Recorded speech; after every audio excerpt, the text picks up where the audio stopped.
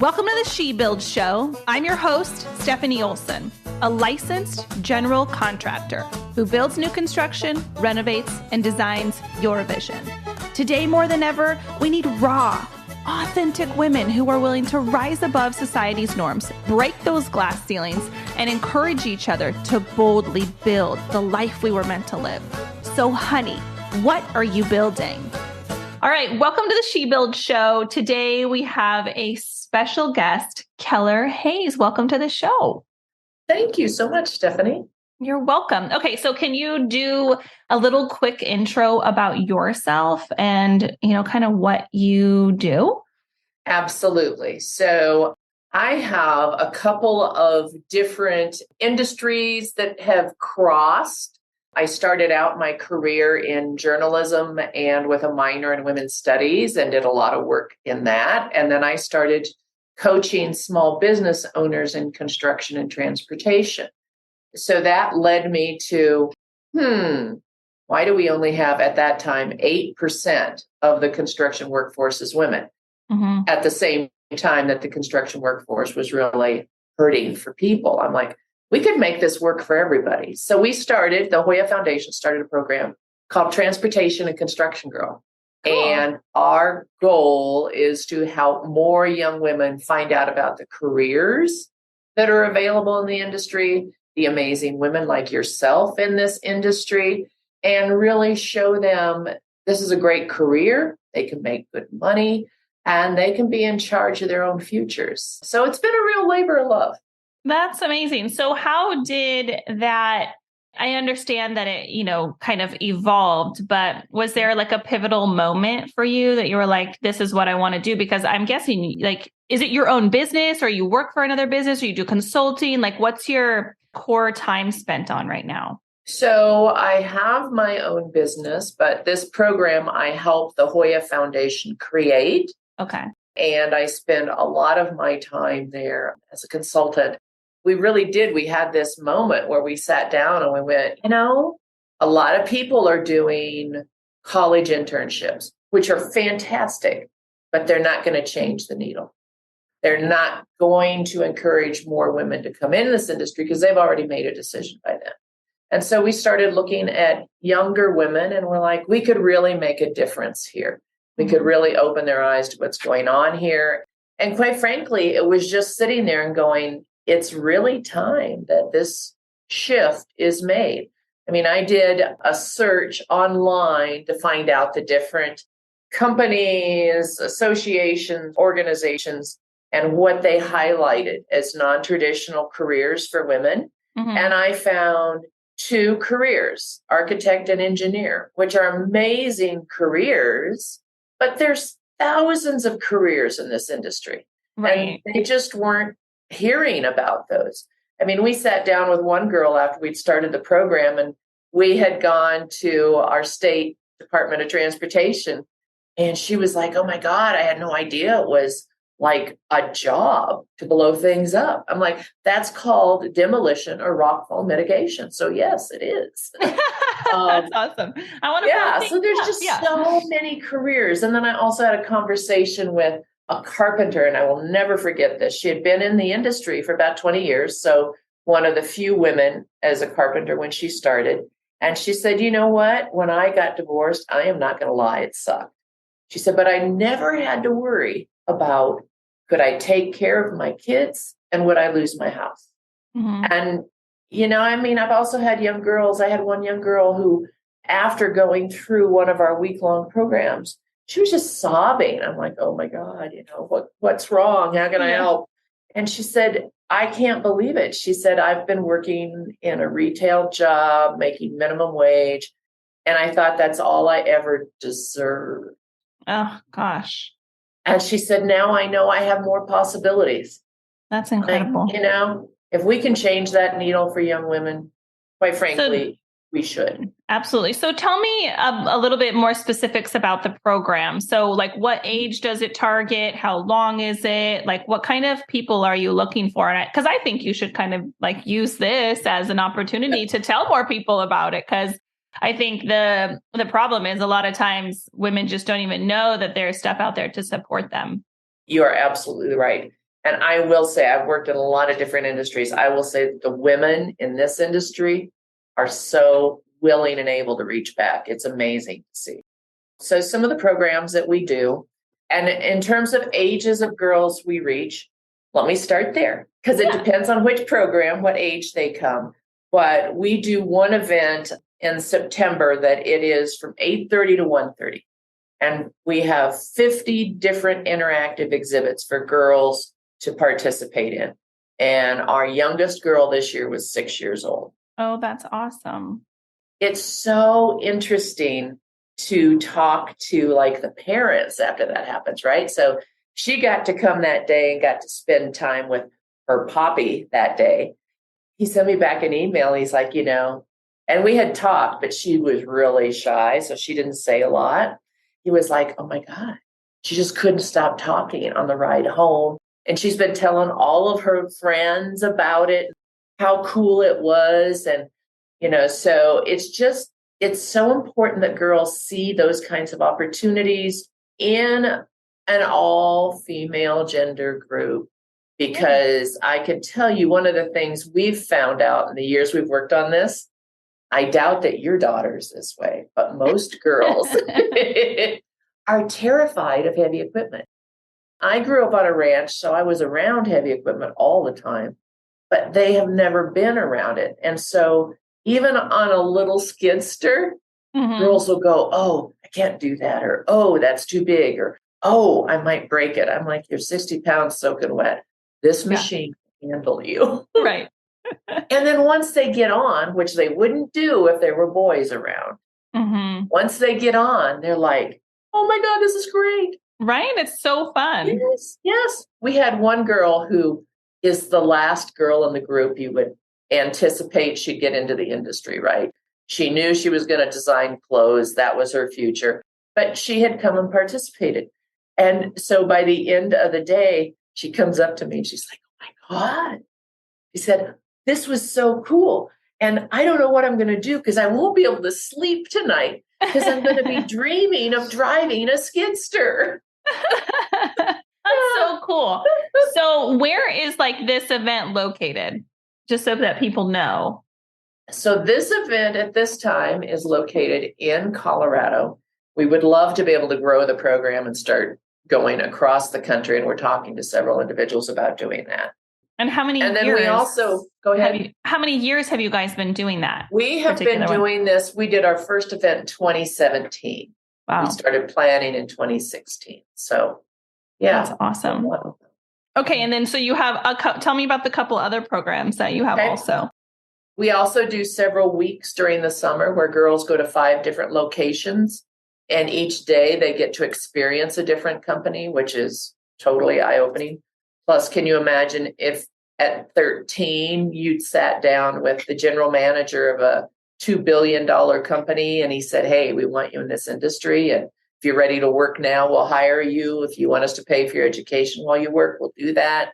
You want to just mentor or shadow, we're ready to do that. I mean, at 13, right? Get out.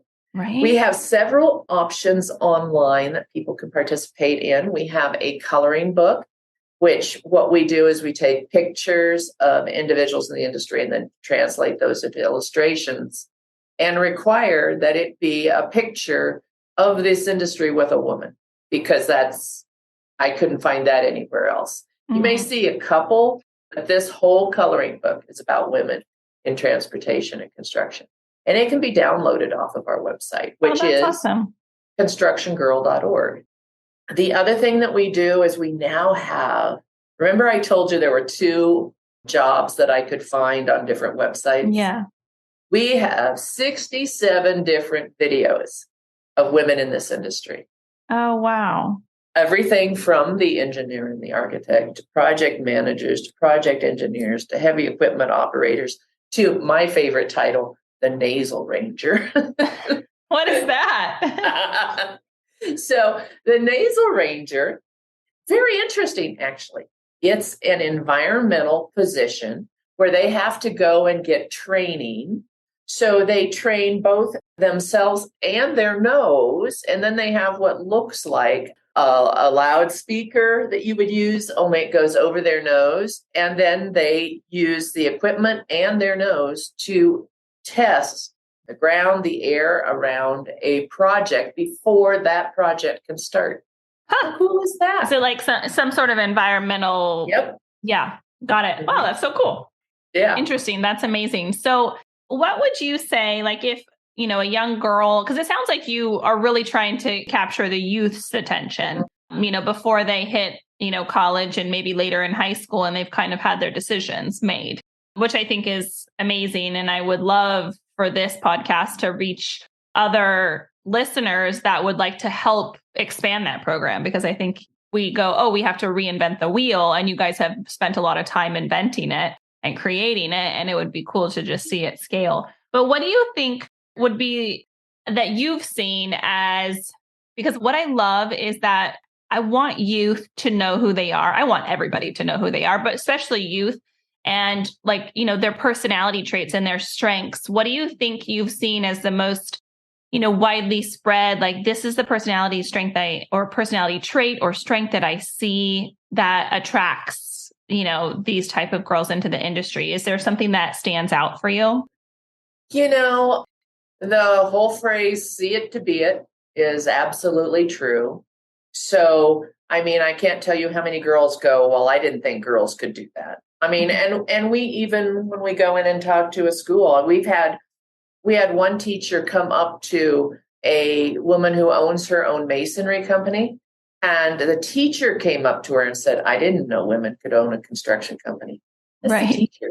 Right. So in terms of the qualities that I see with girls, I think that what that brings to mind the most to me is that there is this huge impact for girls between middle school and high school. Their self-esteem goes down by 66%. That's regardless of ethnic background, geographic background, economic background. And so it's so important that they have experiences that support them, that boost give their them self-esteem. Yeah. That opportunity, that dream, that, I could do this. And so when you see, we had one girl who was 8 go, and she got to participate in a flight simulator. And by the time she got out, she was just bouncing. She was so excited. And the instructor said to me, he said, she landed the plane upside down. I'm like, oh, well, we knew a few crashes would happen. He said, no, you don't understand. She landed it upside down. She did not crash. He said, I've never seen that happen. Oh my gosh. Wow. Yeah. And she was so excited. I'm like, if you build that kind of excitement when they're young and those kinds of possibilities, then she's not going to sit in the back of the room and go, oh, I couldn't do that. Right. The other thing that happens with girls in high school is that we annoyingly want to be right. No surprise, right? It's like, if I'm going to answer that question, I'm going to be right. So it's not, an egotistical standpoint. It's just, I want to be right. And so and I've talked to guys about this too, and they're like, oh, Keller, if I'm like within 50% of the ballpark, yeah, my hand's up. And I'm like, and so the other thing that a lot of employers ask me is like, what could we do? And I said, have people ask more questions, because you need to make sure that they have that opportunity. And so there's several things that sort of go into how do we help them along that way. And plus, you can never shut the door once you've opened it. So once they know what's possible. Yeah. I think it's like for them almost to just be open-minded, and just kind of like raise awareness. And like, because I, for example, have a younger, when you were talking about putting the kids in the skid steer, I remember specifically a young girl, I have horses and they end up at my house all the time. They're just, younger girls. And we were at the neighbor's house and we had like a huge dozer with a ripper. We were ripping the ground. And I was like, come on, like get in, let me show you how to do it. And like, it was me and my husband and her like inside the cab. And there was nothing that she could do wrong, Right. But this machine is giant. And it's like one of the super high end, probably a $500,000, maybe $1 million machine, just giant, but it like literally does everything. You just press the buttons. And I think like that in my mind was like a pivotal point for her. She's like, oh my gosh, like I could do something outside, not saying that she wanted to drive equipment the rest of her life, but like it empowered her. And she stayed in that thing and she ripped the entire field for my husband. Like she did the whole thing. I mean, and it was like, I think at least 10 acres of ground. She stayed in there all day. She comes out and she's covered in dirt. And she was like, that was so awesome. So I think it's so cool that you're just, and she'd probably never had that experience before, right? And she was like 19, 20 at the time. Mm-hmm. And I'm like, let's give these girls opportunities to see that there's a whole world, especially if you like to be outside and you like to do things with your hands and stuff like that. So just changing gears a little bit, what do you think is the most maybe professional achievement that you're proud of? Like, is there just something that you're like, wow, I did that and I'm really proud of it? Oh, That's a tough question. It's a tough question. And on the other hand, it's pretty easy because I am so proud of this program. And when you see one girl's life change, it's like, oh, awesome. I mean, we had one 9-year-old come to our day-long program. And afterwards, her mom was talking to me, and then we did an interview of her. And she was like, the 9-year-old said, I can't believe you can go someplace for one day and come back home and your world is changed. Oh, wow. And then she talked about driving by a work site and her mother was like, and she's pointing out the companies and she's like, yeah, remember we went to see them and yeah, I could work for them. And then the 9-year-old goes, and I saw cranes. And she said, I'd never really seen cranes before. Well, quite frankly, I never really knew what a crane was before. Right. And her mom says, it was so rewarding for her because she said, I believe now my daughter will have a bigger place in this world than she would have before this. Yeah. And so anybody who says that they can't change a life is quite frankly wrong. Yeah, absolutely. I think a minute, an hour, or a day can. And that is so amazing. And I just want to thank you for the incredible work that you're doing. And I think that what you are doing should be spread further. So with that, can you tell people again the website where they can find you if they want to like help come alongside you? How can people get in touch with you? I will make it really easy. The website is constructiongirl.org. They can contact me at info@constructiongirl.org. Also on that website, they can find the coloring book. They can link to the videos.